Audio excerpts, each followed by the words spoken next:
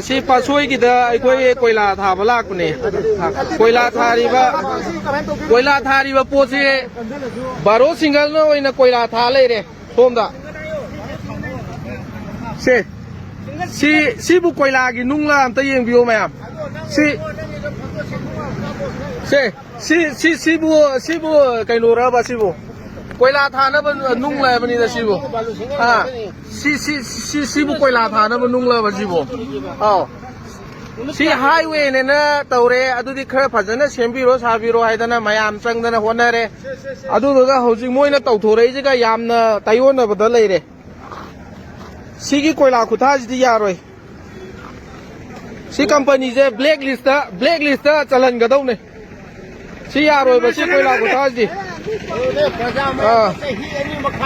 हुन चादना